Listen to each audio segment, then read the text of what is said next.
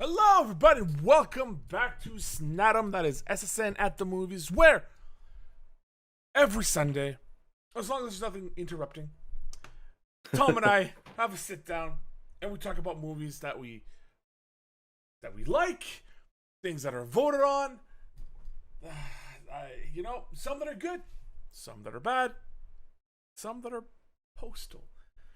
Funny that we mentioned postal because there's a bit of a returning star here in our latest movie today, Resident Evil Apocalypse, released in 2004. Tom, how are you today? I'm all right. I'm good. Got to watch this lovely fucking film this morning. I watched it last night with Tracy after streaming in a couple of bevs because that was the only way that I think I could enjoy this movie. You realize we have like 5 more to get through after this, right? Oh, dude. We are okay. Before we get into the nitty gritty, your initial thoughts on Resident Evil Apocalypse, Tom? Well, when I first saw this way back in the day, I think I enjoyed it. Okay. And I've watched it probably multiple times since then. And now I'm watching it, and I'm starting to see the hot pile of garbage that it is. So many inconsistencies. So many. Yeah. What about you, buddy? I think I've seen this twice. When it first was released, and then again when, I don't know, for some reason it was on like fucking the movie network. Way back when we used to have satellite television. And yeah, I hate it. This movie is a hot pile of shit. And oh my god, to say inconsistencies is putting it lightly. To really delve into this, we have to like go to its core. This movie is basically a bastardization of Resident Evil 2 and 3, because that's basically what the plot of this film is. And they have so much potential they could have had, but unfortunately, the choices that they made, which we will talk about, and the acting and the audio, I'm just gonna talk about this right now, Tom. Almost every time there was an ADR, right? So that is dubbing, voiceover, because maybe on set the machines were too loud or they couldn't get a proper microphone onto the actor, so they had to go back into the studio and dub the voices.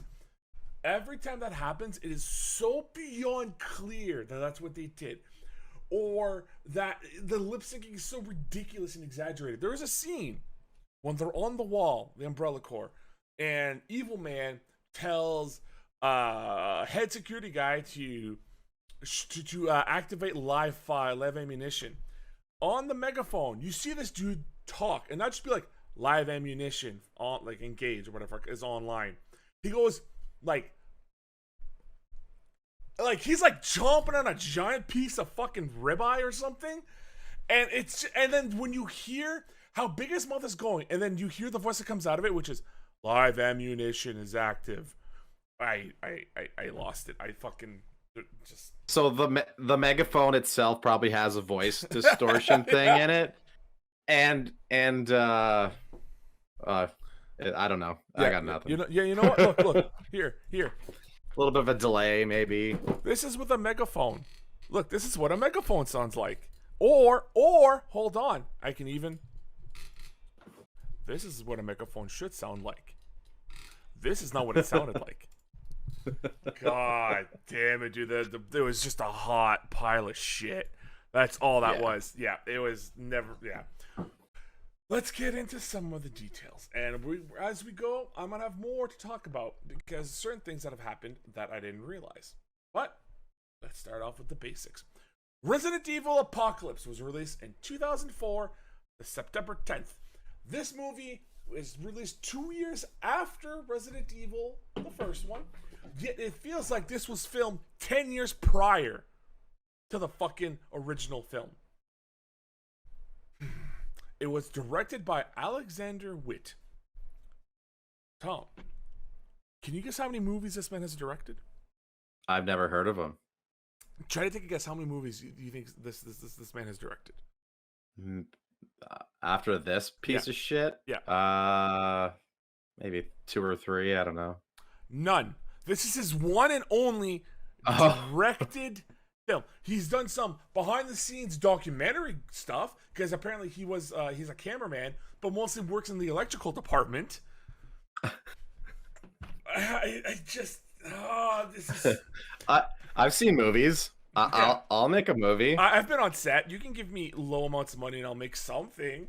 It might resemble a smut film, but I don't know. God damn it. Yeah. So this is his one and only film that he's directed. That was one of the first things when I watched this movie that caught my eye, which I'm like, this doesn't feel like I know Paul W.S. Anderson, he has a very unique feel to his films where like he has like very like, right on the face cuts or these moments of like these giant swooping cameras and stuff that don't really fit, but they kind of still work. The moment I saw this film, like the cutting is so hard and fast, and some of the stuff doesn't make any sense, and they're doing these like Sam Raimi like whoosh, hard cut to the faces and back out, but it didn't have the same vibe because it's not Sam Raimi who's directing this, and oh my god, it's hot trash. It is hot trash, and I'm sorry, Mr. Witt, but there's a reason why you're no longer a director. It's almost like he just tried to film it for an action film, and that Yes. was it. Yeah. Yeah. No horror elements at all to it. Which apparently Mila Jovovich said that this is the one film that but in the franchise is the one she's most disappointed with because of studio interference. They wanted a lot more action and put the plot, as she says, they swept it underneath the rug. I would argue that I don't think that's what it is at all. I think they just destroyed this fucking story, so there was nothing left. So the studio's like, we got to add more explosions. We have to do something. That's what I believe. But nonetheless, it's the music is by people that I don't know and I don't recognize, and quite honestly, the music means nothing in this movie. It's there is no music as far as I'm concerned. It doesn't even have the iconic music you had in the first one, like that intro music. It's none of it's there. It's just it's bad. They made a separate movie and just slap umbrella stickers on everything. Oh my god, that's what it fucking feels like, man. It really does. But nonetheless, we still have more. For those who don't know, obviously Mila Jovovich returns to the role of Alice. Again, Ultraviolet, our Resident Evil series, The Fifth Element, Fourth Kind. But now we actually have named actors in here. Like some of them I don't know, others I do recognize, and it blows my mind that they were able to get some of these guys. So let's start off. One of them that you should recognize, Tom, and I will. Oded Ferrer. I'm sorry if I'm mispronouncing your name. He is the gentleman who played Oliveira, yeah, and he's from The Mummy. Yeah, he's the Mummy franchise, yeah, and Deuce Bigelow franchise. He was the That's right. yeah. I forgot about that. And he was also in Star Trek Discovery. It also stars Sienna Guillory, who, for those who don't know, she is Jill Valentine, the other bastardized fucking character that they decided to put in this movie, which again we will talk about very briefly. They got the look.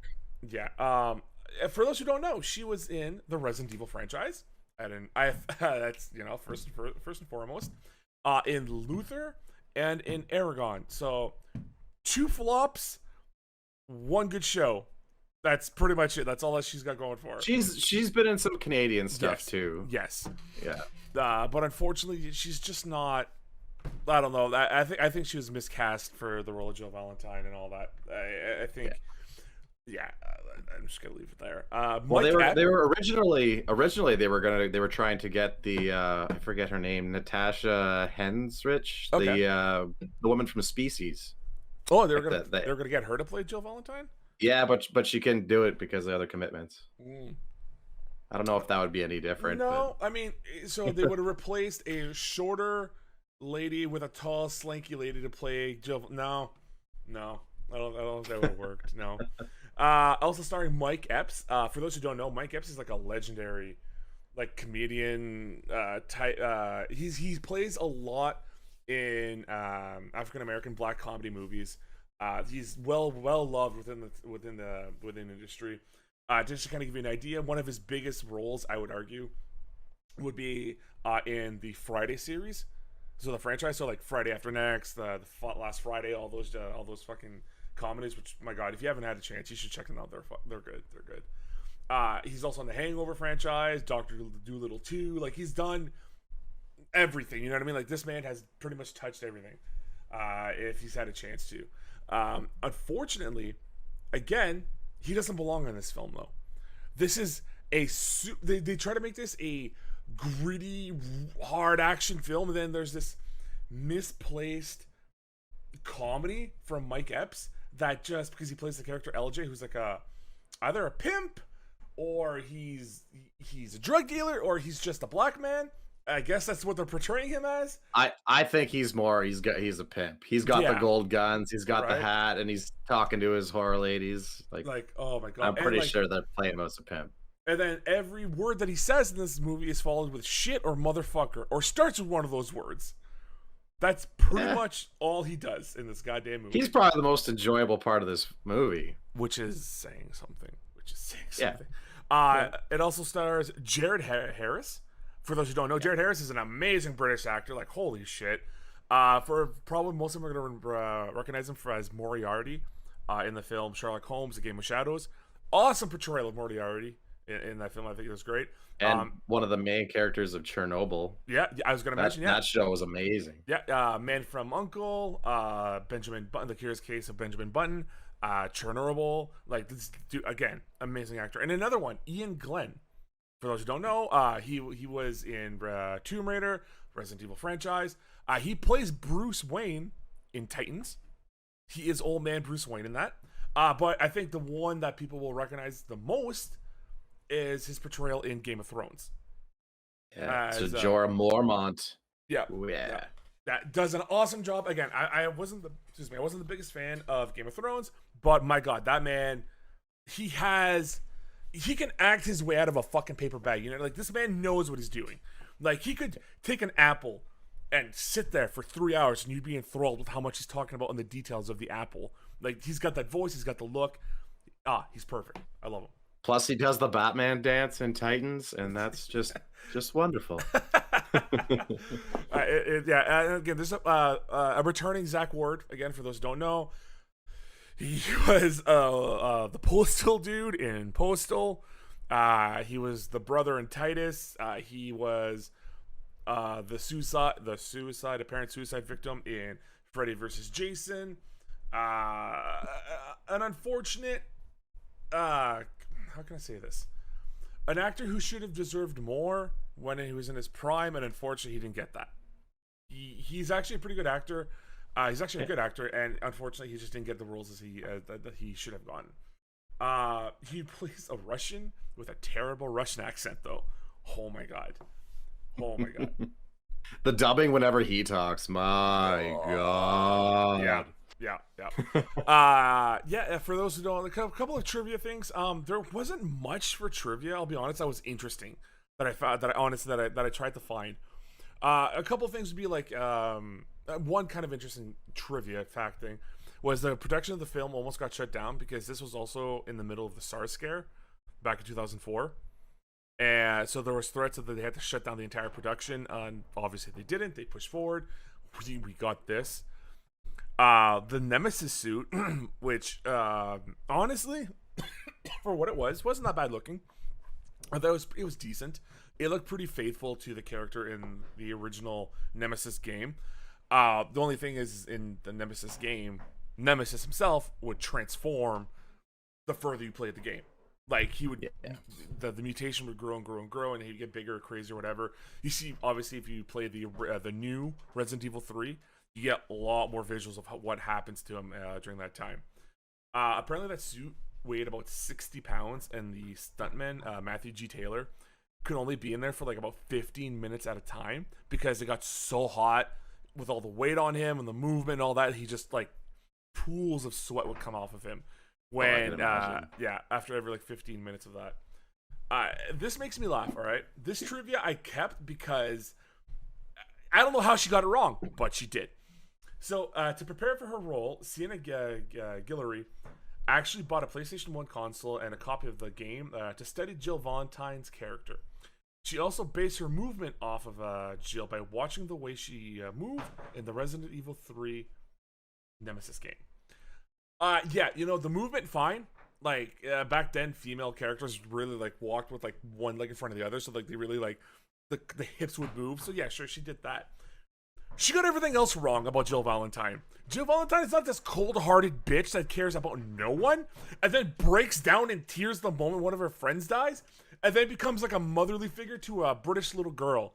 Doesn't work that way. Like, that's not the Jill Valentine character at all. None whatsoever. It is beyond me that somehow that's what she pulled from while playing. But I guarantee she didn't fucking play the game. She got, like, her kids or her intern to play the game, and then they're like, "Oh yeah, no, it's you shoot zombies." Like, yeah, okay. You're a cop. I'm like, okay. Short skirt. Wait, what? Whatever. Right, short skirt. Like, that's just, oh my god.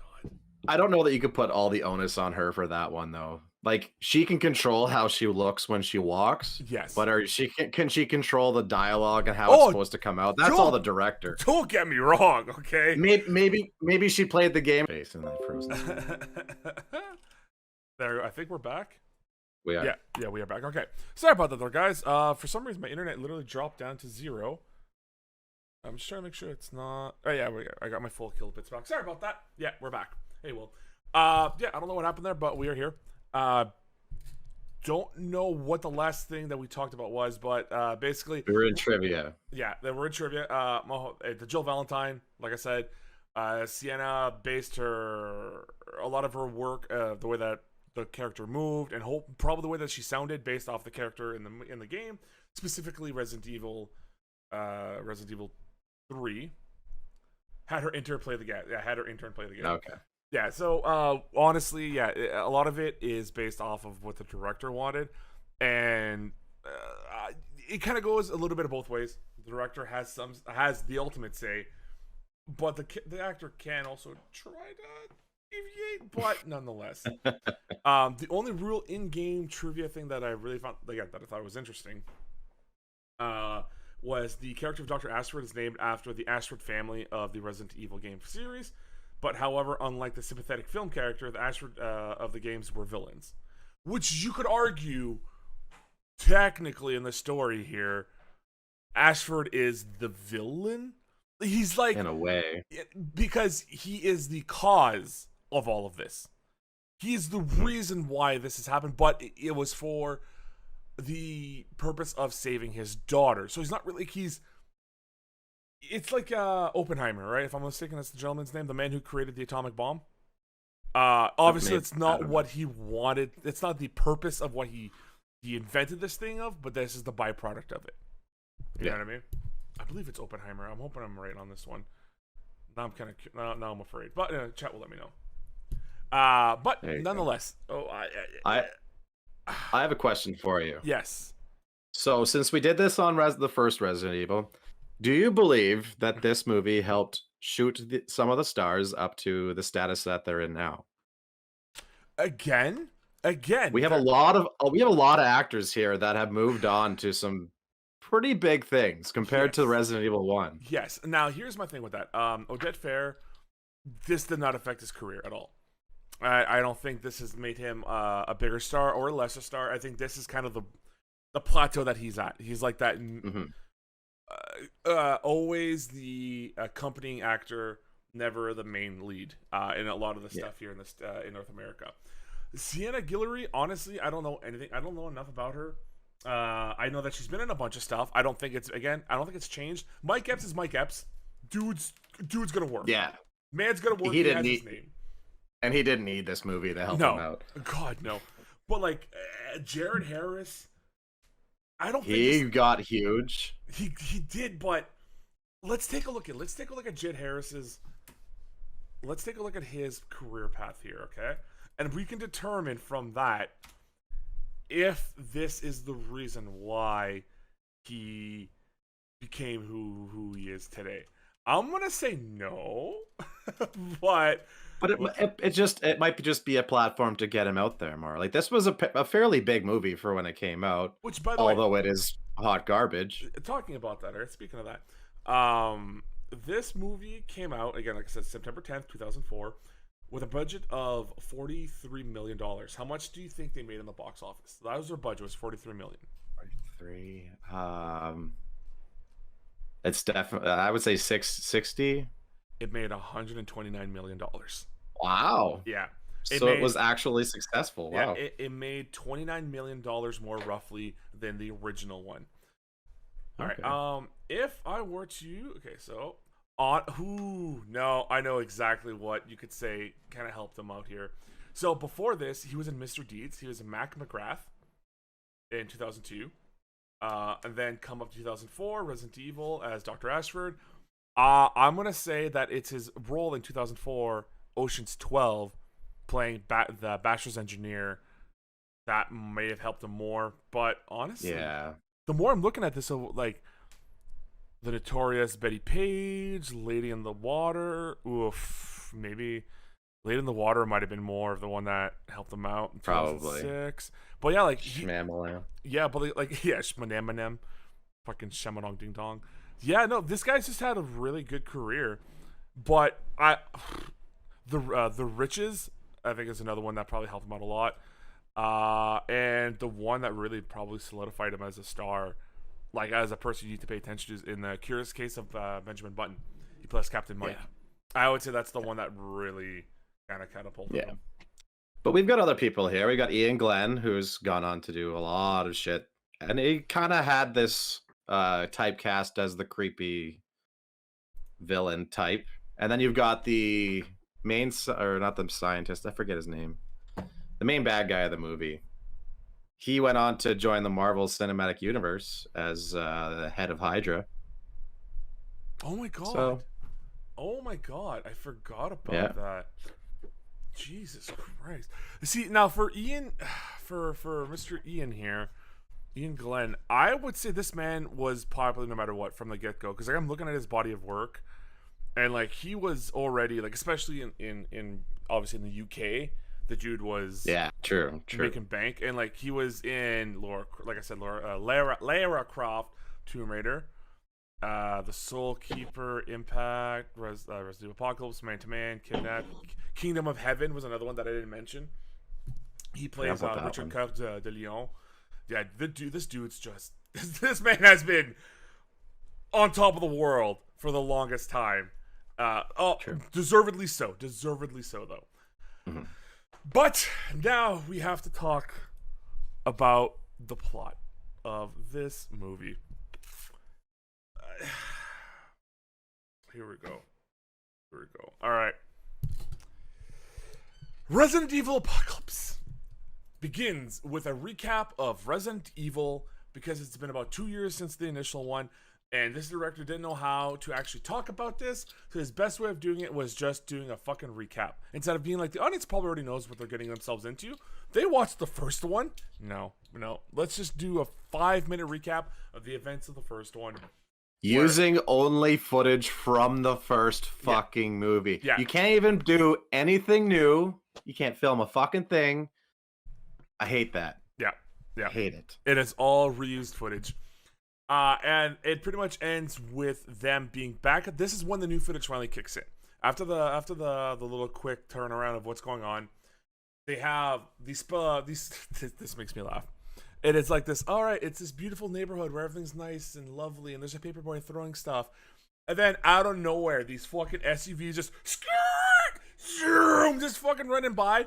And the paperboy is not even like 2 feet away. And this is a paperboy. Like, this isn't a stuntman pretending to be a child. It is a paperboy.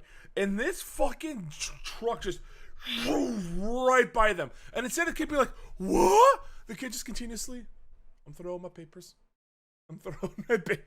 Dude, I would have been like, I would have lost my shit. I would have jumped onto the grass and be like, don't fucking kill me. No, this boy fucking stone face. I have a job to do. I need to complete this job. I need to get those tips. That's good work ethic. Right? That's determination. That kid's going to go somewhere in the paper industry. God. Ultimately, these fucking robot people is the best way I can describe them. These fucking guards come up to these people. It's like, man, you need to leave. There's been an emergency at the hive, and they go and they get the lady out. They go then meet up with Dr. Ashford. And when I say these guys are robots, they are basically like, I'm gonna try my hardest here. All right, here we go. Dr. Ashford, you need to come with us. There's been an emergency. Don't worry about your daughter. We took care of her. And it's like, what? But like, are these guys like not meant to be? Like, are these not actors? Were these crewmates that you just fucking put on a jacket and tell them to act like security guards, and that's what they think security guards act like? What? It doesn't matter, because you end up by finding out, because this is what matters. The thing that I made fun of them in the first one, they actually do. They open up the goddamn doors, and they look at the contaminant level on their little fucking blackberries on their wrists, and it's a contamination level low. All right, move in, troops. These troops move into the hive, and then immediately contamination's over 10. Oh my, sure, why not? And then these people that are inside of there get beaten up, chewed up. They all get fucked up, and that's pretty much how the infection spreads throughout Raccoon City.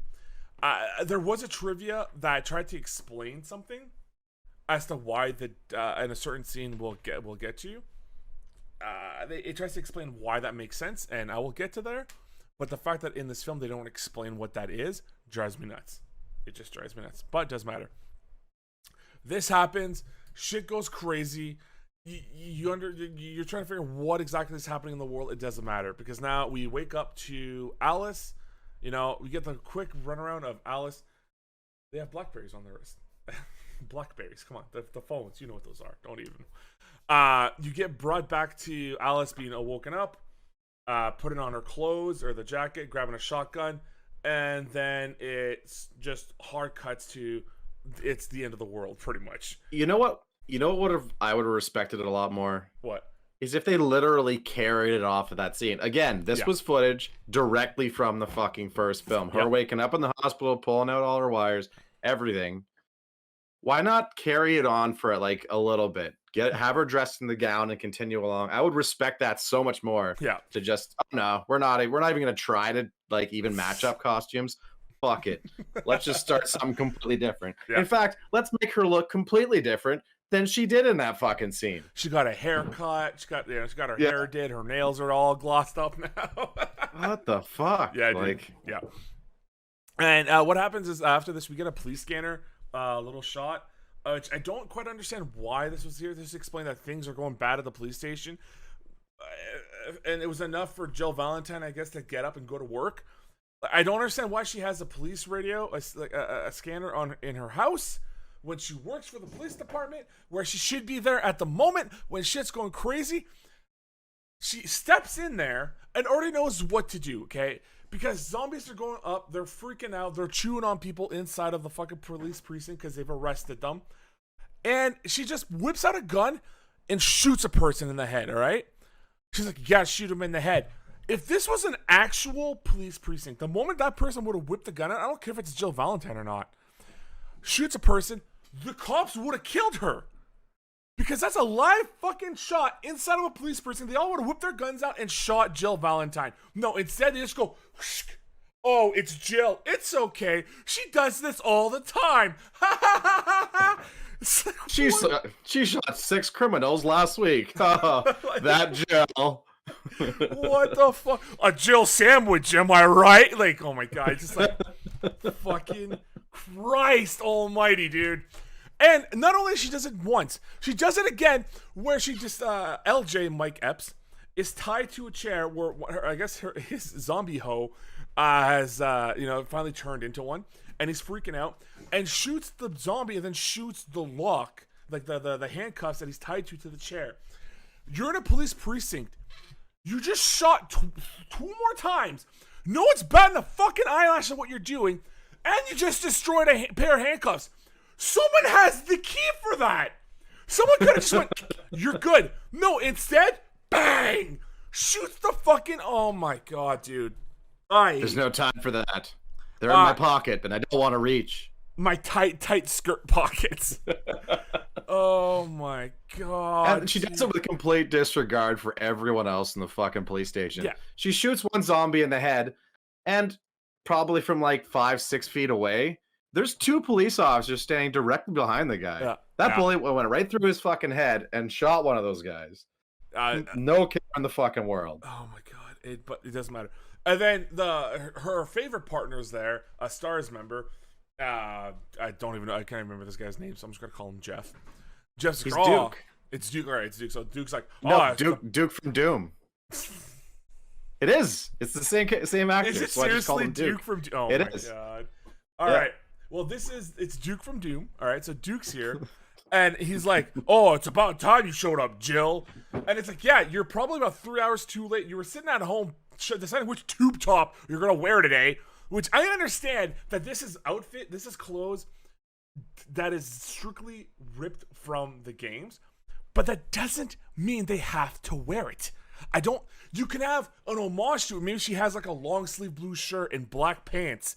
Fine. It doesn't have to be the skin tight fucking thing where like there's so much skin in a zombie apocalypse where she has so much skin being exposed where one scratch, one bite, and she is done.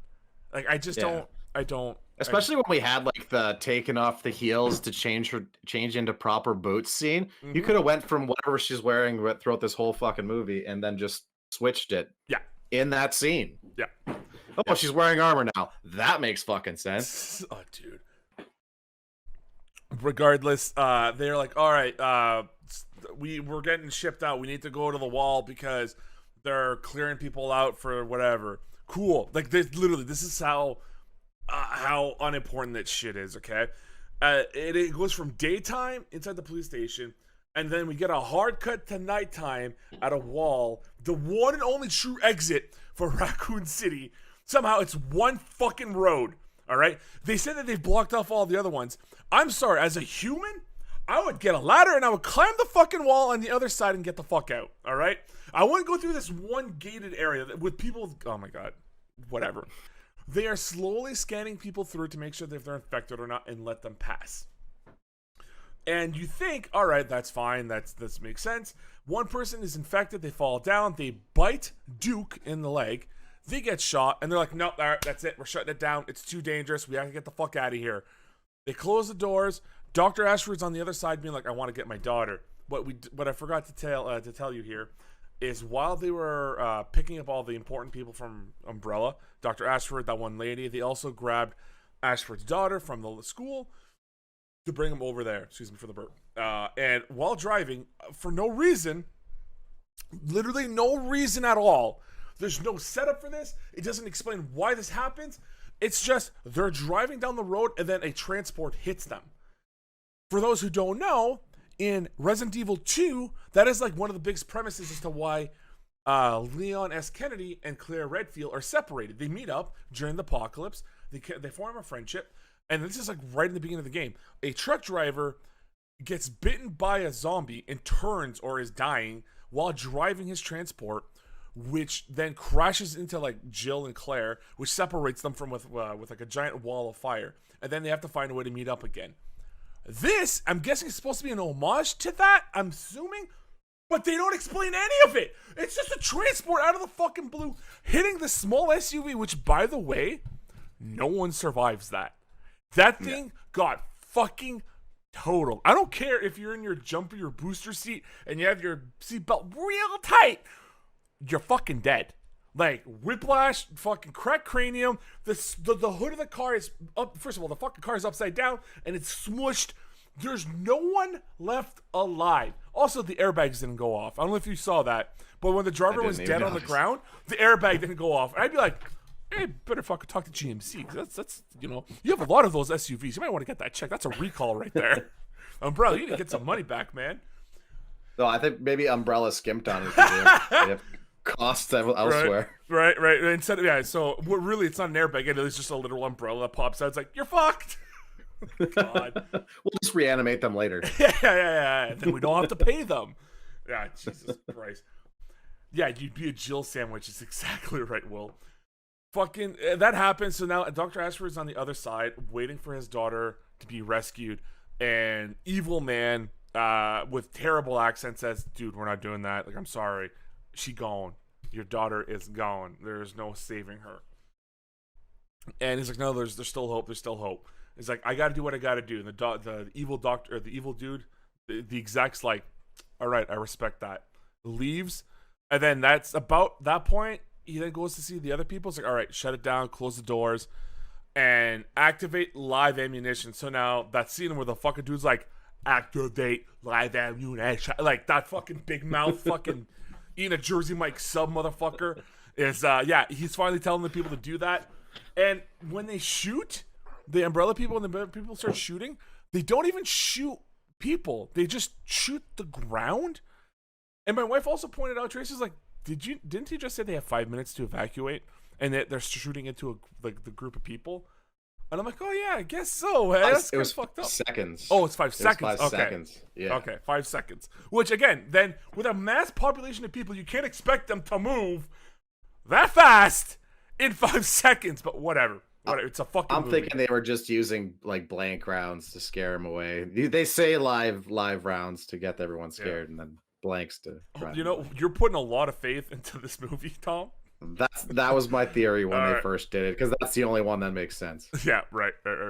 So now Duke's been bitten, Jill's backing away, and they also have a reporter lady with them trying to uncover the truth of what's going on with Umbrella. They're together and they're wandering the landscape of the zombie apocalypse, and it's at this time as well. This troop of star operatives are flying through the in a helicopter and see a lady in distress on a rooftop. They decide to drop, even though it's against orders, to save this woman who has been bit. And during this extraction, this is where I don't know how else to say this, except these heroes, all the protagonists in this fucking movie have hacks on. They have aimbot on, because every shot is a kill shot. Every shot is a fucking headshot. They are unparalleled. It makes no sense. This is the scene where Oliveira is literally descending down the helicopter with 2 handguns, okay? And he's dropping straight down, and he's just doing, not moving his hands, he's just going bang, bang, bang, bang, bang, bang. And he is hitting every single zombie in the head, dropping from a helicopter about at least 100 feet in the air. What is this movie? Doesn't matter. Not to mention, he jumps out of the fucking helicopter and he hands Nikolai, Zach Ward's character, he tells him, "Tie me up." So he jumped out of the helicopter without even being fucking tied to the damn thing. Oh my god. What the fuck? Dude, it blew my mind. And as he is dropping, right? As this is happening, he lands and all the zombies are now dead. Zach Ward, Nikolai, Oliveira, and other dude, which I'm going to call Jimmy, are all out here, and the helicopter has abandoned them. Instead of just waiting for them, it has straight up abandoned them. And they go to save the lady, and this lady who was at the edge of a building, not wanting to die, because she was bit and she didn't want to die or whatever, now is free, home free. She has nothing to worry about. Nothing bad will happen to her. What does she do? She looks at fucking Oliveira, is like, "I'm bit. I'm just gonna kill myself." Whee! And I'm like, what?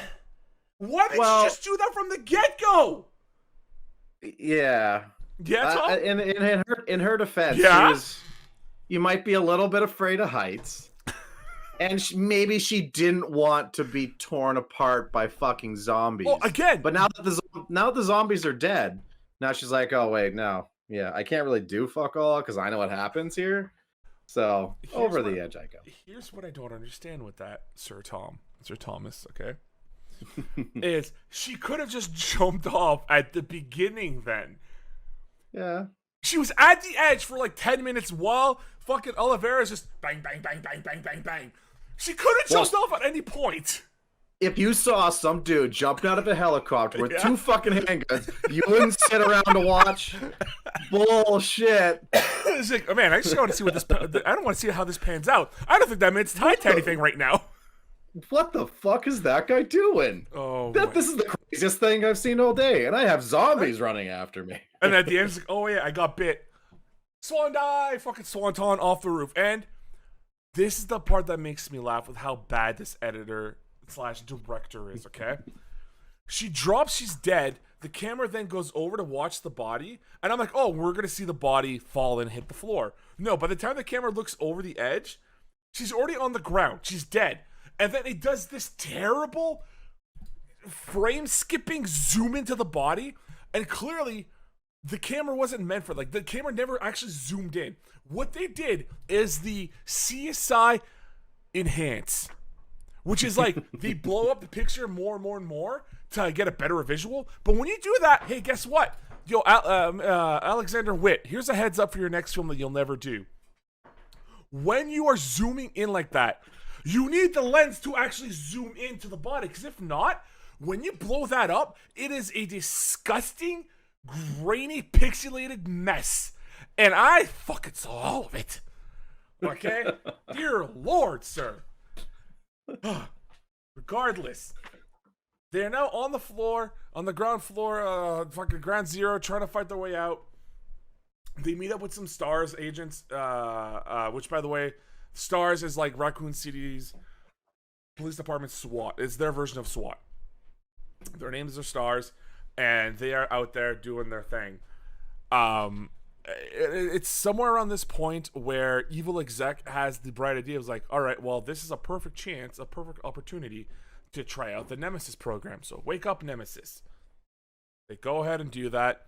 Apparently Nemesis is in the same hospital as Alice, the Mila Jovovich character, but somehow she never saw this giant, brooding, 600-pound dude in a chair. Whatever. Fine. I'm not even going to ask. So they are... that is happening on the ground. We now have this moment of, I believe it's Duke, Jill, and reporter Gail, I think. I don't know, I'm going to call her Gail. Gail Weathers. It's Gail Weathers. All right. So Jill, Duke, and Gail are all together, and they run into a oh my god, what the fuck it's called? A holy place, a church. Dear Lord, I forgot what a church was called. Wow. Yeah, I lost that for a second. And they go in there and they bar themselves down. Even though there was a gentleman there that Tracy thought was Alan Tudyk, the ginger. Yeah. Tracy's like, oh, it's not Alan Tudyk. I'm like, no, it's not. She's like, yeah, I'm pretty sure it's not Alan Tudyk. But he's the guy from the Firefly movie. And I'm like, no, that's not Alan. It's not Alan Tudyk. She's like, it's not him. Yeah, and she's like, and he's also from Andromeda. I'm like, that's Alan Tudyk wasn't in Andromeda. Yeah, he was. I'm like, all right, I had to pause the movie at this point. I'm like, IMDb, Alan Tudyk, Firefly. Yeah. Then I'm like, oh, then I just Google search. I'm like, was Alan Tudyk in Firefly and Andromeda?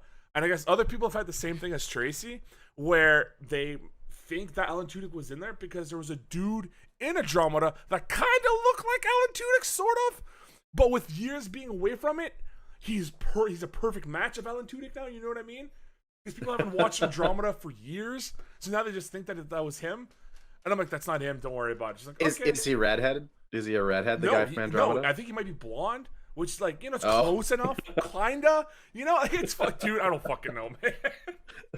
Anyways, fucking Alan Tudyk, Gail Weathers, fucking Jill Valentine, and Duke are in the church together now, and somehow, lickers have infested the place without being caught. Like they somehow went inside without breaking anything. They just opened the door and they're there. While that is happening, Jill Valentine is also investigating a noise that they heard in the back. And it is a priest, which I'm guessing he is a Baptist priest, because Catholics don't get no wives. And that lady was his wife. She is... Sister. Was it sister? Yeah. Okay, all right, then fine. You know what, Mr. Catholic man? You got it. It is sister. All right, so Sister Act is in the chair, right? Getting all fucking try to sing for the next... Whatever. I'm not even going to continue the Sister Act joke. I'm done with it. The priest is telling Jill Valentine to leave because... he has strapped his sister to a chair, and she's violent because obviously she's a fucking zombie. And Jill was about to leave and be like, everything's cool, don't worry about it, I'll leave you to it, until she realizes that the priest has been feeding her people to keep her, I guess, alive or happy or whatever, to stop her from freaking out. So now she's like, you're disgusting. Get out of my house! And as that happens, that's just so happens at that moment, sister breaks out, bites the priest, and then Jill's like, all right, bitch, bang, bang. They're both dead. All right, now we got lickers to deal with. 3 of them. And if anyone remembers, in the first movie, one licker, was able to like take out the entire fucking Stars team, well, whatever was left, and like almost killed Alice. If it wasn't for a pipe that got stabbed into its tongue. That's pretty much the only reason why Alice was still alive at the end of that movie. Excuse me. But regardless, the licker is spooks Alan Tudyk so much that he runs away and then he gets got. He gets got the same way as Spence does in the first one, where he just kind of gets mangled a little bit, got a couple loogies on him, and he gets dropped to the floor. Shit. Gail, what are we gonna do? I don't know. What do you think, Jill? No, fucking no. Duke's like, we gotta do this. We just gotta fight. And there's a moment in this where Duke takes out his fucking flashlight to investigate what's happening in the ceiling, because that's where all the liquors are, and his flashlight makes a whooshing sound. It makes a literal and he takes that out, and I'm like, did I just hear that? And she's like, what are you talking about? I had to replay it, and I played it 5 fucking times, because all he does is this to this, but it sounds like he's going like kind of moment. I'm like, what is this fucking movie? Who did the sound design for this fucking movie? It's to emphasize how fast and fucking awesome the Stars guys are. Oh dear Lord. So they try to find what's going on. Basically, some of the lickers are now pushing to the floor because they're shooting at them. They're running at animal. Things are bad. Gail's hiding between 2 or 3 of the pews, right? Those are what those are called. Yeah. Yep. And she's on the ground, and she sees a licker looking across from them on the other side. And we also find out that the lickers, even though they have no eyes, they have predator vision or like xenomorph vision, but it's really shitty because everything is red. Like, it doesn't make sense. And then whatever has light is kind of white, because there's one scene when there's a lightning flash, and then everything kind of goes white with the red. But I'm sitting there, I'm like, so it's not infrared. It's not night vision. It's light vision. Like, I don't understand what is happening. Like, how do these fuckers see? At least in the remake of Resident Evil 2, like the video game, they say these things hunt by sound. Maybe it's just like a reconstruction, like Daredevil when he sees. They got splashed in their non-eyes with the chemicals that create Daredevil, but now they're just mutated freaks. Maybe. Well, you always get like a visual what Daredevil kind of sees, but he can't really see. So it's all sense based. I don't know. I'm just trying to. You're reaching, and you know what? Resident Evil Apocalypse appreciates it. I'm gonna double check something right now as we're talking about this, because now I want to know. I'm gonna look at Daredevil. I think his is green though. Well, what I want to know is in Daredevil, which one? The Matt Damon is about the Matt Damon, but not the Matt Damon one. 2003. Okay, so the Ben Affleck one came out in 2003. I guarantee you, the fucking people saw that film, saw that vision, like, we got to do that for the liquors. But I don't know if we have the budget for it. I mean, just make it pink red with some white, dude. What do you just shut the fuck up and do it, Johnson? Have you seen the rest of this movie? It's hot garbage. Just do whatever the fuck you want.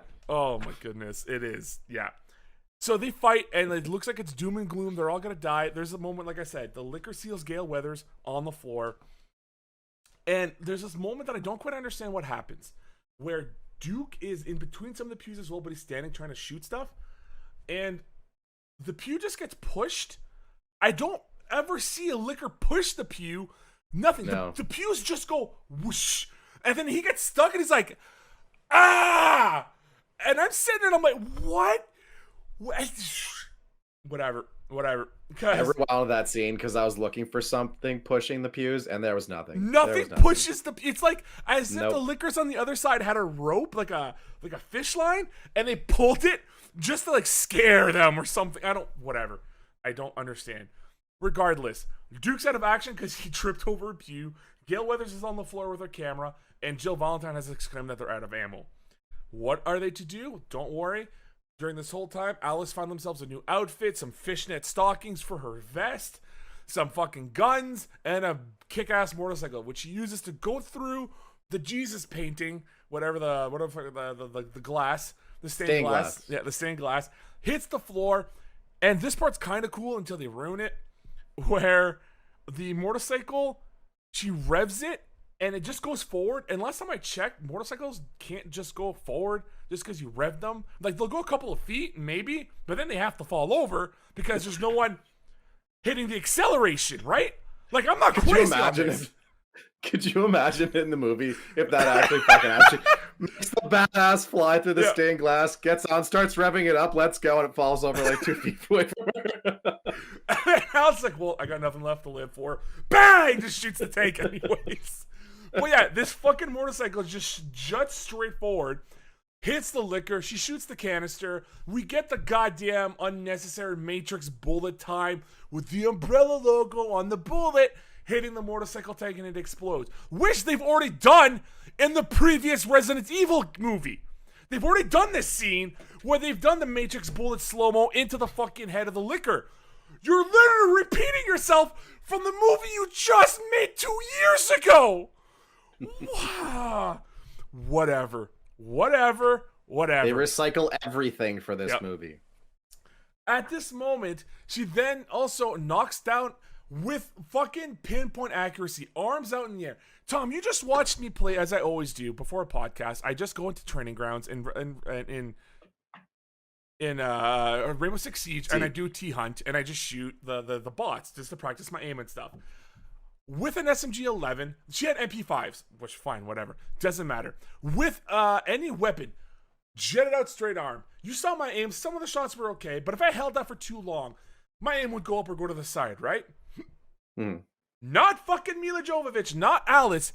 She just points right at the anchor points for this giant cross, and somehow, while not moving her hands, make perfect circles around the anchors to have it drop, and then Jesus takes the wheel on this one and literally just body slams the fucking liquor, who is now pinned to the ground. The other one, I don't fucking know. She just shoots him in the head and he's dead. I don't fucking care about that dude anymore. It just Shotgun, yeah, shotgun blast. A shotgun that is, it's a snub nose shotgun pretty much because it's very short-handed. It doesn't have a long barrel. Yeah, it's a security shotgun. It's only about that long. And in all honesty, the pellet spread, it doesn't matter. The pellets, I don't think with the pellet spread, it'd be able to explode a brain. Whatever. She does so. She just does. She then walks over. She's a superhuman though. But she can't. She can control recoil. She's got God mode going. God damn, dude. So she then walks up to the Jesus takes the wheel, pinned down, fucking 1, 2, 3, the liquor's out. We have a new champion. It's Jesus Christ, world AEW champion. Alice just walks up with a snub nose, then blows his brains out, which I understand. And then the blood splatter hits Jill Valentine's boots, which instead of being like, oh, good job, she's like, who the fuck are you? And I'm like, this isn't Jill Valentine. She would be more like, oh my god, thank you for helping us, but who are you? Not, who the fuck are you? Like, insulted that there's another female protagonist in here that's more badass than Jill Valentine. That's all it was. Literally. Fuck, you showed me up. Literally. And honestly, you know what? Jill, I understand, because this is your story. This is legitimately fucking Resident Evil 3 Nemesis, and you are not even the main character in this. It is the made-up Alice God character who could do whatever the fuck they want. She is now so calm and collected after everything that's happened. She gives down everything. You're in a zombie apocalypse. I used to work for Umbrella. I remember everything. I know that I was the head security guard for Here's the passcodes. Here's their fucking SIN cards. Here's everything you want. I got their credit card numbers. What do you want? I got it now because I somehow remember everything. Whatever. At this time, Mike Epps looks at some zombie titties. He gets lost and crashes into a car. That is Mike Epps' storyline so far. He runs away from the zombie stripper titties and meets up with the Stars team who almost kill him. You get the one guy who actually has a character detail, which is he has a cowboy hat and he's cocky with a sniper rifle. Sits on the top, fucking snipes some zombies away just for shits and giggles, and leaves it as is. Mike Epps meets up with the fucking Stars people. They're like, here's a gun. And he's like, motherfucker! Because again, he's black stereotype pimp man. Lifts up his jacket and is like, I have my own custom guns. And it's like, you didn't have to do this. You didn't. Just stop. Just stop. You're better than this. There's the pimp angle. Yeah, there's the pimp angle. Fucking Nemesis shows up. Sniper dude shoots him once in the chest, doesn't do anything. Shoots him again in the chest, still doesn't do anything. And that's after the first shot. I would have been like, you know how I shot the zombie the first time in the chest and didn't kill him, and then I shot him in the head and it stopped him? And I'm a fucking pin-eye fucking sniper because I was able to kill a zombie before they even showed up behind Mike Epps' head and shot that thing clean off. Maybe I should shoot Nemesis on the fucking head. No, I'm just gonna just shoot him in the body. Surely there's a weak point here. No. And then fucking Nemesis just blows him over with a rocket launcher. And I'm like, okay. We then get the vision that somehow there's a camera inside of Nemesis' eye that the evil exec people can see, and they want them to test test its ability against the Stars people.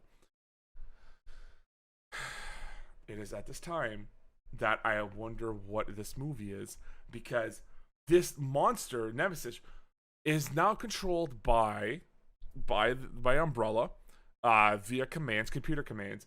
They never asked him to kill that one Stars guy at the top yet.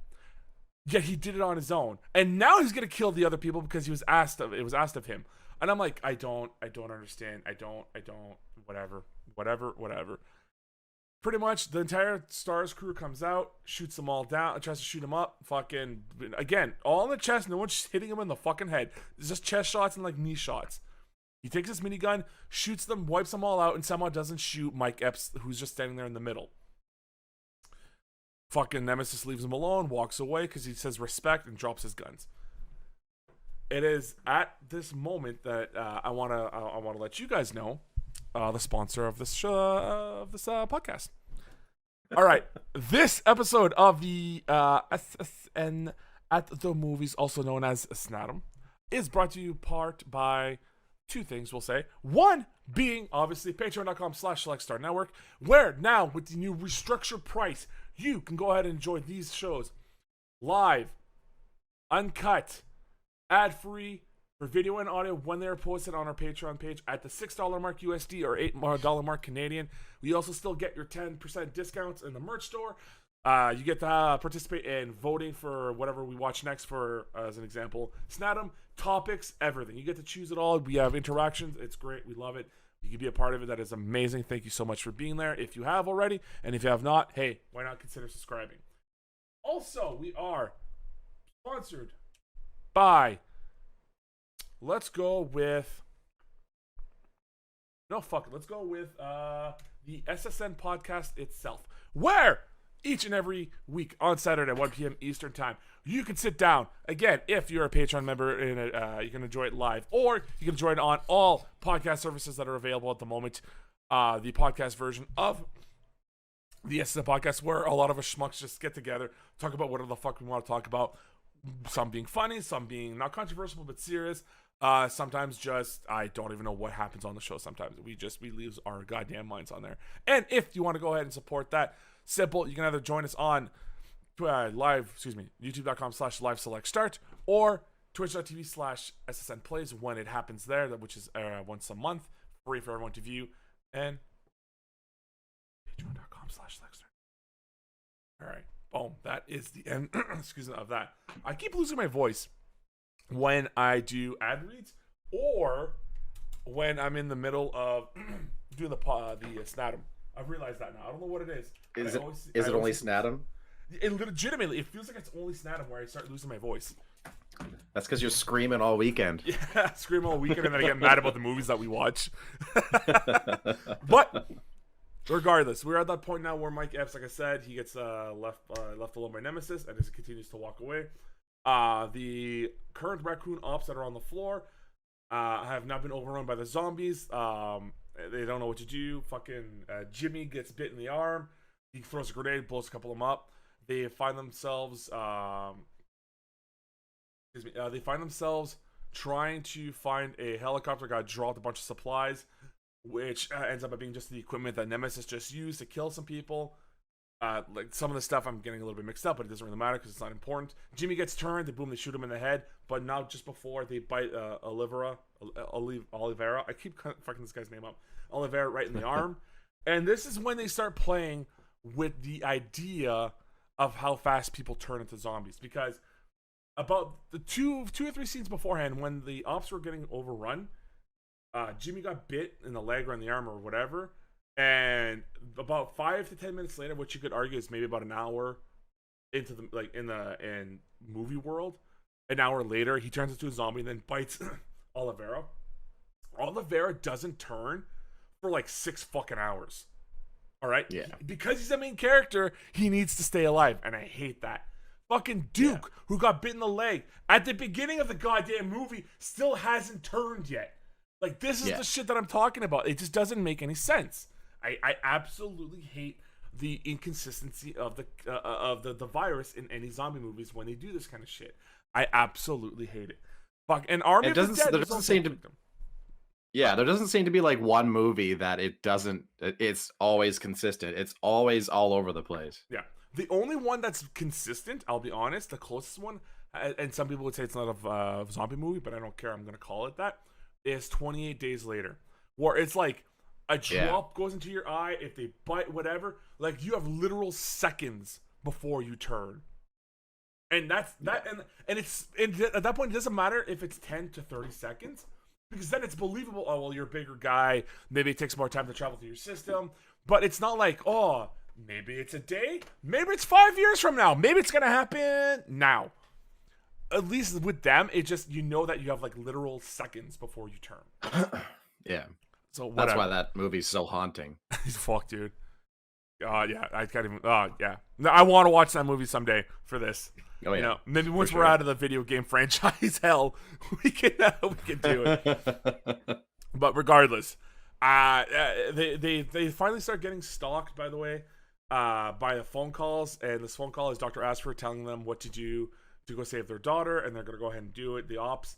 Right before that, we are in a graveyard where fucking Mila Jovovich wants to kill Duke because Duke's bit, but they're not going to. Jill Valentine argues, fucking you're just a cold hard bitch, and it's like, that's kind of funny coming from you, Jill. Yeah, blah blah blah blah blah. Gail Weathers wants to know what's going on, and then this is the scene that I was talking about earlier. She actually says the one most logical thing in this movie. Why the hell are we in a fucking graveyard? Yeah, and but please go ahead, Tom, please. No, continue. I'll bring it up in a bit. So, and it's at this time, after they've had their little spat, the dead, not like the recently deceased, the fucking corpses of the dead that have been rotting for God knows how many years, now rise from the grave and attack people. And it's at this time where I turned around to Tracy and I'm like, this doesn't make any fucking sense anymore. No. Not once did they ever say that actual dead, God knows how long dead, can come back to life. This is just because you wanted a graveyard scene and have zombies come out and attack them. Yep. It is in the trivia that someone tried to explain this and why it made sense. And this is that person. You're just no. Don't defend this movie. No. And they go. I can't even do that. Yeah.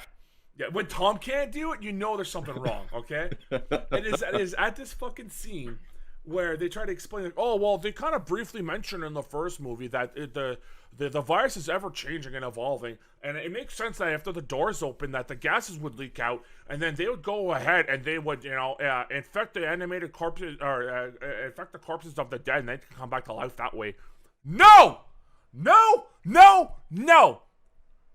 if that was the case, fucking movie, okay, stupid IMDb trivia person, then every fucking member of this of the Umbrella Corps that went in there in the beginning of the movie, including Alice and Matt and everyone else, would be fucking dead already, because the gases would have infected them the moment they opened the fucking door.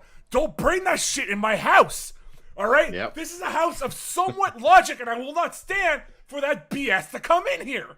Sorry, Tom. What were you gonna say? No, that is exactly it.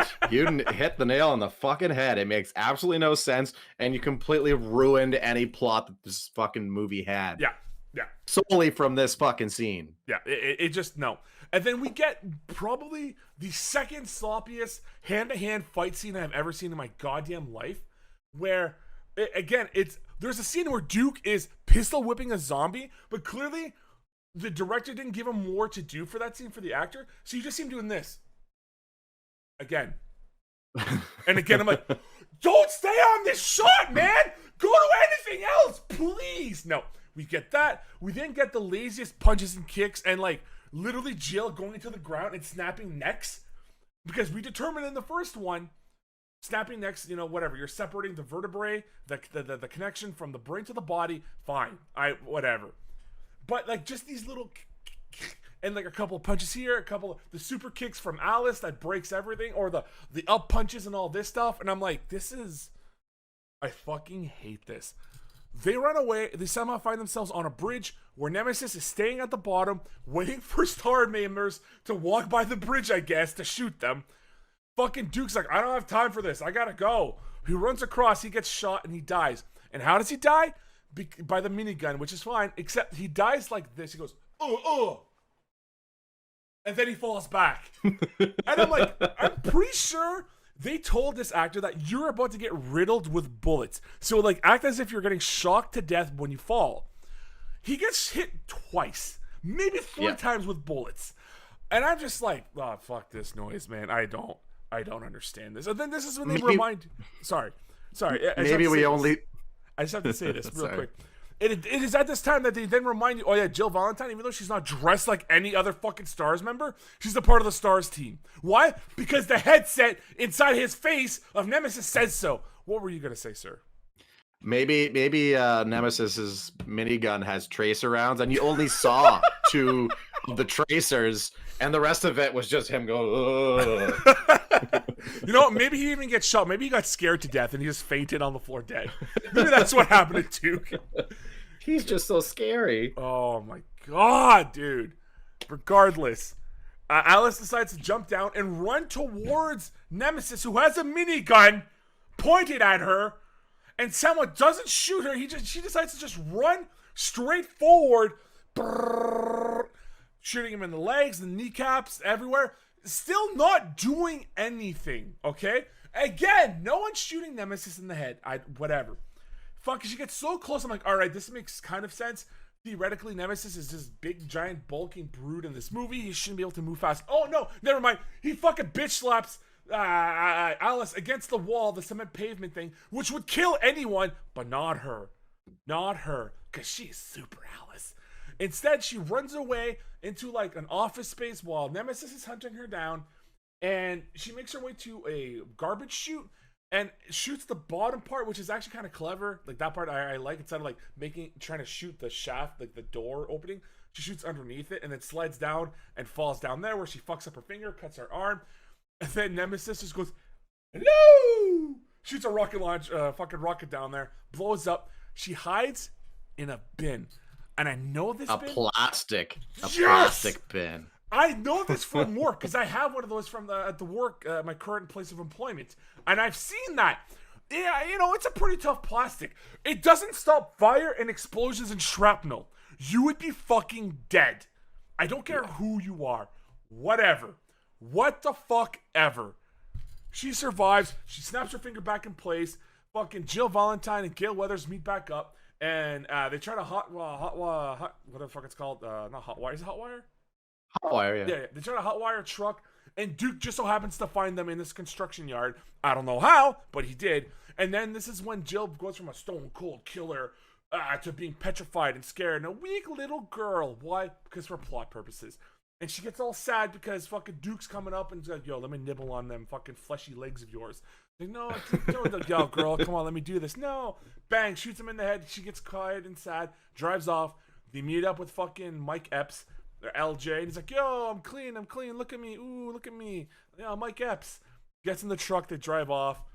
At some point, I don't even know how, they meet back up with Alice, and then the phones start to ring. And they also get the message that the fucking Umbrella Corps guys got to find my daughter. If you do that, I'll rescue you. There's a helicopter that'll be waiting for you to go ahead and get on and get the fuck out of here. I am rushing at this point because there's so much non-important bullshit that happens during this that who fucking cares? Yep. They get to the school where his daughter was last seen, even though she was like blocks away from it, and when she got hit by the truck, but I guess she just decided to go back there because she feels safe. Not go back to her house, but go back to the school. Whatever. What the fuck ever, dude. They're in this school, and then they get the rules where Jill's like, oh, sorry, I don't think at this time, maybe Alice hasn't met back up with them yet, but they got the phone call at some point. They split up. Whatever. I don't fucking care. Yeah. Jill's like, all right, Gail, I want you to go on the second floor. Mike Epps, I want you to go on the first floor. I'm going to go into the basement and we're going to find this little girl. Instead of being like, let's sit together and go through room per room, floor per floor, finding the little girl. Because why? This is dumb. This is even dumber logic than like the camp counselors from Friday the 13th, where it's like, what's that noise? I don't know. Let's scatter and go find it. This is them. Let's scatter. This is them knowing that there's zombies and an apocalypse around. It's not like they don't know that there's a killer out there. Everyone's a killer in this. No, let's separate. I've never shot a gun before. Or here's a gun, just shoot. She just said she just. Ah! Whatever. You'll figure it out in the heat of the moment. It's fine. It's fine. Fuck's sakes, dude. Fucking Mike Epps is the first one. He walks around. A light turns on magically in a room in a closet. I don't know why it turns on, but the light turns on. And you see the skeleton there. He opens the door. The skeleton somehow jumps out at him, even though the zombie comes out and tries to scare him. Fucking Oliveira's there, shoots him in the head. Oh, I guess you got the same call as we did about the little girl. This dude is like a fucking tropical rainforest of sweat. Like, the man is pale as pale can be, and he's just sweating like a motherfucker. All right, cool. That happens. Gail Weathers finds a kid in a classroom sitting down and like looks like they're crying. Turns out they're not crying. They're eating a hand. Gail then turns around. Somehow there's 100 students behind her who would not made a single fucking peep of a sound, crept behind her and then eat her. That's just... I think she's just very unobservant. Although I did enjoy this scene. Like, look, the end result is it's creepy and depressing and dark, and I like it. But to get there made no fucking sense, because then what happens afterwards? 5 minutes later, after Jill hears her scream, she goes up there. There are no kids anywhere. There is no body. Nothing. Absolutely. And then Angie's there. The little girl that Same we're looking room. for. Oh. You know what would have made this movie a bit worse? A bit worse? Okay, I'm all ears. Is if instead of the all the school children coming out here, they came out at the church. With the priest, he's like, "No, get out of here!" Leave. I was having so much fun before you guys showed up.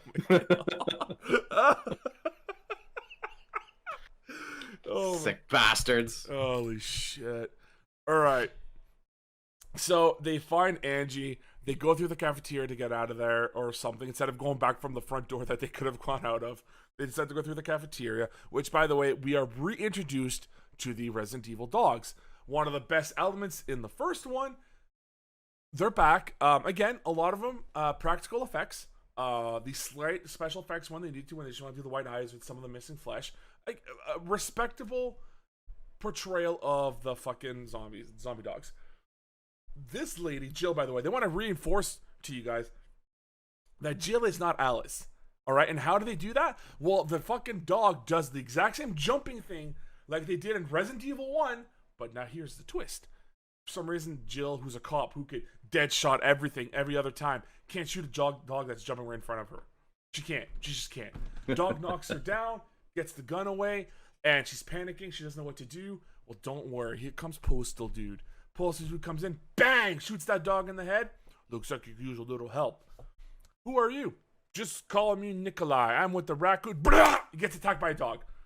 And like, I did it more shockingly than they did because they held on to the shot, which is right here. Microphone is Jill facing towards right here, facing towards. Let's see if I got the shot right.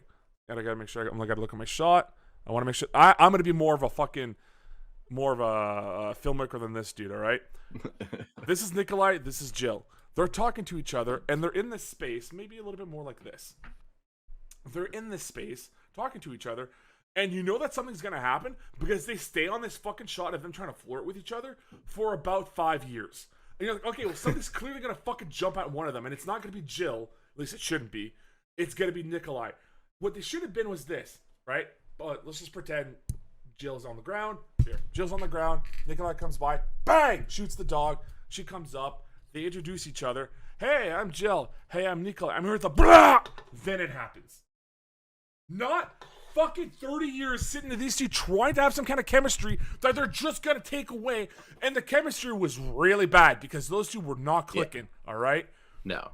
And then he just made a comment about like after he shot the dog, he's like, "Stay." Yes. Not even like lay down or play dead. Those two would have been so much better, so much cheesier, but it would have been so fucking good. Regardless. Yeah. The dog takes him down. He's like, "Don't worry, I got this bitch. Get out of here. Take the girl." And it's like, or hear me out. I take the gun you just dropped and I shoot the fucking thing. No? Okay, cool. We're gonna peace out now because Andrew ran away. And it's like, okay, Jill goes to that, and she's sitting there, he's holding on to that dog. And then in like an homage / terrible ripoff of Jurassic Park, this one was the distraction. This one's the killer. Another dog shows up on the side. Nikolai just goes, "Ah, shit," and then gets killed. See, I don't think it's an homage. I think it's a complete ripoff. Yeah. They literally stole a fucking kitchen scene. Yeah. Oh my god, did they ever? Fucking so Nikolai's dead. He gets torn up to pieces. They're trying to hide from the dogs as they're going in there to try to find Jill and Angie. And then we get the quietest, the sneakiest, the most assassin-like zombie that we have seen in this movie. Not since the first one where we saw water zombie pop up and not make a sound with the splashing of the water. There's Lunch Lady zombie who was inside of a cabinet for some reason, but sneaks out and like looks like the girl from The Ring or Ringu, like all coming out, but not making a single fucking peep. All right, the body flopped on the fucking ceramic floor. That would make noise. You would hear like a sick. Hold on. A little bit of spit because I have to. You would hear like a sick sound. You know what I mean? A flesh hitting fucking tiles. No. Yep. Instead, Jill quietly then goes up to her and cracks her neck and drops the body, still not making a sound. Turn on all the fucking gas stoves. They run away. They go out. Jill has her lighter. She somehow lights her matches just by doing this, which I think is cool, but doesn't make sense to me. It does work. I've tried it. I think when I was younger, just to see how she did that. You can't do it. So it's possible. I will believe you, Tom. Lights it, throws it. Obviously, because you throw a lighter in the air, the fire goes out. Which thank you for at least making that realistic.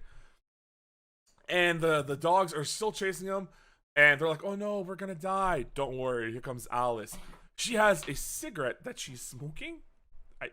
Sure. For the first time ever. Yeah. In anything and here. Flicks it. And okay, again, I'm not a science man, all right? I'm a simple man who likes video games and good movies. I don't think a lit cigarette that gets flicked like this, tossed into a room full of propane would explode that. Because you need a spark. You don't just need heat. You need something to ignite. Right? And I don't think a almost burnt out cigarette is enough to fucking cause that whatever. Well, the cherry flying through the air is getting oxygen, so it might be getting hotter as it's flying through the air, but I doubt it's enough to actually light it up. Yeah, right. But that's not even on this film. That's on any movie that's ever done. Everywhere. That. Yeah. Yeah. Regardless, it fucking blows up, and then Alice comes out like, "I got this blanket. It's a special blanket. Let me hug you with it." Obviously, it's an actual blanket that you can get. Like, I don't know if schools have those just laying around next to like a fire extinguisher and stuff. Maybe, it's a fire blanket, but she doesn't do that for Jill. Jill just gets fucking smoked by the fire, and like lands on a table somewhere. And then it's like, oh, don't worry, she'll be fine. She's infected like me. What? What? Like, how do you fucking know this? How do you? Whatever. You then find out that this is the whole plot. The whole synopsis of why all this has even started was because Dr. Ashford had his daughter who was stuck in the chair, like a similar disease I believe that he has, and didn't want her to be stuck in that anymore. So he made the T virus, but then the T virus was gonna mutate and cause much greater, side effects. So then he made the G virus. I think that's what it is, right? Or the antidote. I don't know if they ever call. I think they just call it the antidote, don't they? They don't ever actually call it something else. Actually, yeah, I think you're right. Yeah, they call that they might bring up the G virus later in the franchise. Yeah. So they call it, this is the antidote to the T virus. So she takes that to stop any kind of further mutations, and she should be fine. And somehow we find out that, this is when we find out that apparently they infected Alice with the T virus while they were in the hospital. But it didn't cause any crazy mutations. She got lucky and she's special just like Angie is. Sure. Whatever. They got their crew. They meet up with fucking Mike Epps and Oliveira. And he looks like he's about to die. How long have you been infected for? How long were you bitten? 3 hours ago. Well, that's funny because your buddy Jimmy fucking was bit like for 20 minutes and he turned. Whatever. They're in a car. They're driving away to the location. And in this shot, he goes from pale, like white death, to when you see him in the car before he even takes the shot, he's totally fine. He's not sweaty anymore. He's back to his natural like skin color. Everything's great. Then he gets the shot. Sure. What the fuck? I don't care anymore. Fuck this movie. Yeah, that's how you have to think about it at this point in the film. Yeah. Like, whatever, who gives a fuck? Yeah. It makes no sense, but fucking Dr. Ashford tells him that the helicopter that's going to leave is going to be lightly secure, light security, so you shouldn't have any major issues getting there to get to the helicopter. So the team runs around. They start taking people out, knocking them out left and right. Everything's cool. Alice, there's a sniper that's about to take out Oliveira. Somehow Alice knew that the sniper was there. Somehow got up there. I don't know how, because he's on something that doesn't have stairs or a ladder or anything. Like, he was dropped down there by the helicopter. But she's up there. How? She fucking Spider-Man'd her way up there or something. I don't fucking know. Did you know our friend the sniper is actually the director of this movie? No. Yep. That's his cameo. I kind of wish he would have just died then. Like, the character. Not the actor, not the director, the character. But instead, he just gets punched in the face. And then we get this scene of like a spelunking scene where we have, and this is honestly the decent stunt that was done because it's just visually cool to look at, where Alice is running down the pillar and like, but she's like falling, right? But she's like falling down and she's not shooting or anything. She's just going down. And I think maybe she shoots a couple of people at this point with some guns to kill them. And it's a cool scene because also Mila Jovovich, about near the at least a segment of it, does her own stunt. Like, you literally see her going down with the thing, and it's cool, and I like it.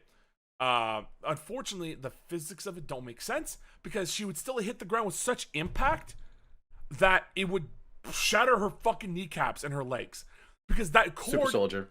Fuck's sakes. Because like in reality, the cord it doesn't stop you like that. It doesn't just like oh, I can hit the ground as hard as you want. The idea of that system is that it slows you down so that before you hit the ground, you don't break anything. But that's not even the system that she has. It's just a cord attached to a little loop on the top of a pillar. Whatever. It's the same rope that Oliveira used to jump out of that fucking helicopter. Yeah, when Nikolai tied him to the fucking, Oh my god. And actually, to go back to that, not to stay a whole lot on it, but he lands like a foot off the top of the fucking skyscraper. He's hanging from a helicopter. That helicopter would have fucking moved with the weights stopping. Anyways. It doesn't matter. They fucking take out the rest of the crew that's there. One of them apparently is some kind of a guitarist for a band. Is the ex-guitarist for Evanescence. Is one of the guys in the biker helmets, which makes me laugh because then I sit there and I'm like, yeah, why did these helicopter crew have motorcycle helmets? I could tell you why. All right. It's simply put because these were stuntmen that we've already seen in the movie, and they didn't want to pay for new ones, so they just slapped helmets on them, and they're like, all right, now you're indistinguished, whatever. You're this guy here, you're this guy there. They get into the helicopter, they're about to ready to fly off. Alice realizes, oh wait, this is the Nemesis's helicopter. He's about to get on here. We need to leave now. Somehow, evil exec is there, didn't make a fucking sound, and Dr. Ashford, who's also in a wheelchair, is there? These people are not Jason Voorhees. They don't just get to magically appear behind you and then stab you with a machete. That is Jason Voorhees' shtick. That is Michael Myers' shtick. No one else's. Fuck off. They're all together. Well, they did know that these people were going to show up to try and take the helicopters. Yes, but how did they get there without being heard or seen? Yeah. Right? I got nothing. Exactly. You're trying your best, Tom, but it's just unfortunately you're wasting your efforts here. We then get. I don't know why I'm defending it. Yeah, right. We then get to the moment where fucking evil exec wants Alice and Nemesis to fight hand-to-hand combat. I don't know why. Sure, we figure out who the ultimate superior weapon is. Don't you know the venom in your body is creating such mutation? Whatever. They go to fight. And it's this, again, it's these hard cut, super disorienting cameras. Here, cameras, there, cameras. So you don't really see hits connect. They're doing this because the guy in the Nemesis suit can't really move properly. Like, at most, he could do this and, like, do this for a kick. But they're trying to make it look as if it's like a tie kick and stuff, and it's just not working. And so did you notice, like, during this fight, and actually the other Nemesis fight, when you see Nemesis kick, it's not actually the fucking actor kicking. No. It's this prosthetic leg that just kind of comes up real fast. Like a robot leg. Yeah. Yeah. Because the guy can't move in the suit. It's impossible. Yeah. 60 fucking pounds on you. And, like, you're covered head to toe, dude. There's no way you're going to move properly. Like, no way. Oh, I believe it. So they fucking fight, and they get pushed against near a wall. And Nemesis rips off a piece of whatever, ornament of whatever, some wall, and he starts fighting Alice with it. And then Alice is screwed until Executive does this fucking Power Ranger move where he goes, here! Throws like these little dainty metal batons at her. And she uses that to stop what looks like a good, 6-inch piece of just solid metal that would cut through that in a heartbeat. They're fighting. She smashes him with it a couple times. And then pushes him against the piece of metal that he broke off the wall, stabs him through the chest. She then realizes, oh wait, this is Matt. Matt, I'm so sorry. Nemesis also realizes now, finally, oh wait, this is Alice. Alice, I'm sorry. Sure. And the evil exec's like, kill him. No, I won't do it. Fine, I'll kill one of your people. Why? What? Shoots the Dr. Ashford. Ashford's dead. All right, cool. Again, this happened before. I don't care. It doesn't matter. It just doesn't fucking matter. Fucking Dr. Ashford's dead. Moriarty's dead on the floor. Little girl's not even that sad about it. It's shit happens. Okay? And it continues where now he thinks Nemesis is going to grab a gun and kill Alice. Nemesis knows who he is now and decides, no, we're just going to kill everyone else. Fucking those people get wiped out. During this time, fucking Oliver was cutting his shackles, whatever, his fucking zip ties with a knife. And then also, I guess Jill was doing that at the same time because he didn't give the knife to Jill. I guess Jill had the exact same knife on her as well. Sure, cuts herself free. They fucking get control of everything. Helicopters come by, fucking shooting running scene that looks like it belonged from either like Terminator 2 or fucking True Lies or Arnold Schwarzenegger, whatever. Helicopters blow up. Oh my god. Nemesis dies the most pathetic way that it actually looks like maybe he did the Matrix to avoid it. Where the helicopter came crashing down and it flattens him, but it looks like either it's a cardboard or like a terrible 3D imagery where he just goes bleh, and he gets squished, or it looks like he did like the Matrix to avoid it but failed. Either way, Nemesis dies from that, I guess. Sure. A piece of metal goes and knocks fucking Alice in the head. She gets all wonky. They pick her up, bring her to the helicopter. They're about to fly away. The evil exec who's in the helicopter with them has this line. And I love it because it's like, what do you want from me? To beg? I won't beg. Alice grabs him and brings him close to the edge. He's like, no, wait! And it's like, but you just said that you won't beg! What? Sure. They fucking Just a tough face. Right, yeah. That lasted literally 0.5 of a second. And also, I want you to go back. Anyone who owns this movie, Tom, whenever you get a chance, go and watch this scene where Jill grabs the exec who's in the helicopter and picks him up, because the camera literally follows her. She goes from this to this, and the fucking camera follows her as she does this bending motion. It is so disgustingly disorienting, because then when they cut to the other side of him getting picked up, they reverse it where he gets picked up like that, where the camera follows him. It's so gross and just done wrong. I hate it. I absolutely hate it. Gets pushed out, gets bitten by fucking Ashford. He's about to fucking try to kill himself. It doesn't work because he runs out of bullets because he shot other zombies. Oh my god. Nuke gets sent in, by the way. Nuke got called in to wipe out the city. There is no way that in 5 minutes they were able to escape far enough for anything. The shockwave alone would have... Or the heat wave actually would have killed them from that fucking... Yeah. A 5 kiloton nuke. Well, now, I don't know if kiloton's an actual proper measurement of power or devastation, but that sounds like something that is stronger than the bomb that fucking nuked Japan. That sounds like it's stronger than the one that nuked Hiroshima and stuff. And they did this on American soil. And whatever. Helicopter crashes. People are fucking... They all think they're dead because fucking Alice gets impaled by something while trying to save Angie. Evil Ian... Ian shows up, the other evil exec dude, evil scientist man, grabs her, brings her to a fucking birthing chamber that you would see in Dragon Ball Z. She fucking Super Saiyans up inside of that thing, and she says that she remembers everything. She knocks everyone out. Also, this is another, if you want to see some fucking your nude scene, here it is. This is at the end of the movie. You have your nips, you have everything you want. It's all happening. Congratulations, you fucking sick fuck. You get to enjoy that. She fucking fights her way out. Puts on a lab coat, walks away. A camera zooms in on her. Guard's like, I see her. Somehow now Alice has magic powers where she can turn every camera that's there, every video to look at her, and then somehow makes the dude's eyes and nose bleed, and then blows up his brain or something. Tom? I just don't know. I don't know. They don't explain the power, how she has this telekinesis now, or whatever. I don't know what the fuck it is, but she has this power. Steps out, guns are pointing. Somehow, the everyone else survived because they're all dressed up as special members that are going to take this person away. And somehow they don't explain anything that they're there. They just take her, they drive off. The one security check guard's like, yo, this is a phony license. Like, what the fuck is this? Ian picks up the phone and's like, let them pass. Activate Operation Project Alice Winters, or whatever the fuck her name is. And then, boom, she has a little umbrella eyes. And then the camera zooms out to outer space and there's a satellite. The end. That's the movie. Like, you may think that I just rushed the end of the movie. No, the end of the movie was fucking rushed. Yep. The pacing was about on par with what you just did. Right? Yep, Right? Very fast. Very fast. My fucking God, this movie. Tom, can you believe that there's like 5 more films in this franchise that we have to watch? And I'm fucking dreading them already. God damn it. The basic questions are coming up.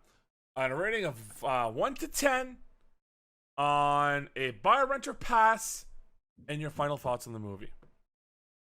Well, since our rating system was skewed there last week, I'm going to give this one a 3. A 3. Yeah, okay. I'm going to say pass, because why? Like, why continue on with the story after number 1? Do you think that you could get drunk and enjoy this movie with friends? Like, could you do that, like a Riff Tracks or Mystery Science Theater 3000? Or do you think maybe. Okay. Yeah. Okay. I can see that. All right, and then your 3 buy, rent, or pass, and your final comments on this film. It's definitely a pass for me. So, but my final comments, I'm gonna go back to fucking Doom here, just to rag on that movie just a little bit fucking more. So that movie came out in 2005. They literally stole shit from this movie too. They threw a super soldier in there. You made your main protagonist have superpowers, and you basically had the fucking rock fight at the end of this movie. Yep, and they got The guy who played Duke. And they literally took the same fucking character. Oh my god. Yeah, it's I mean, thoughts this movie is garbage. Doom, you just went down again. Again. You stole from a worse movie. all right. Anyways, your thoughts. Yes. Okay. Yeah, a 3 out of 10. Honestly, like, I didn't think that I would ever get. I never thought I'd get this low for a film. I honestly didn't realize how bad this movie really was. It's been like 10 years since I've seen this fucking movie, if not more. And I guess I forgot how shitty it is. Like the acting is subpar. The fucking action is boring. The plot makes no fucking sense. It's so just garbage the whole way through. All of it. It's just no. A 3 out of 10 is right. I would pass unless you're gonna get drunk with friends and you want to make fun of it. I think that's the best way to do it. I am shocked that there is a sequel after this. But why is there a sequel? Because it made $129 million on a $43 million budget. So of course there's going to be a sequel. And this is what's become what's kind of best known as the Paul W.S. Anderson effect. He can make movies that people will watch for a lower budget. It's kind of like Blumhouse Productions with their horror movies, where they take a very low budget and then the turnover is like, even if the movie costs $10 million, they're still going to make at least $50 to $100 million on the movie. So there is a gross profit for the studios to do that. Paul W.S. Anderson has built a career off of that now. He may not have been the director for this, but he was the writer and a producer for this. He was a part of this. He knows what to do to make movies profitable. I wonder if there's a point in this franchise where we are going to start to see a dip, like in the quality, in the budget, in profits. You know what? Well, we're gonna find out next week when we take a look at what the fuck is the next one called. I think it's Annihilation. Which doesn't that sound like that should be the last of the franchise? Well, maybe they thought it was gonna be because that was number 3, and they're like, "Wait, we can milk this more." Oh my god! Fuck yeah! All right, let's see here. So Resident Evil 2. I'm gonna see if I can actually hold on. I got a better idea. I'm just gonna do it on fucking. I'm gonna do this on Wikipedia. They have a better chronology. Yeah. Than fucking IMDb. Let's see what we have in store. All right, yeah. So it is. Oh, you were close. It is Resident Evil Extinction. Oh. Okay. Yeah. I don't. Yeah, it goes Extinction, Afterlife, Retribution, the final chapter, and then there is a remake or a reboot of the series that's happening in 2021 called Welcome to Raccoon City, which sounds like it's going to take place during the events of Resident Evil 2. Who's doing it? Let's see here. I will double check right now. So let's see here.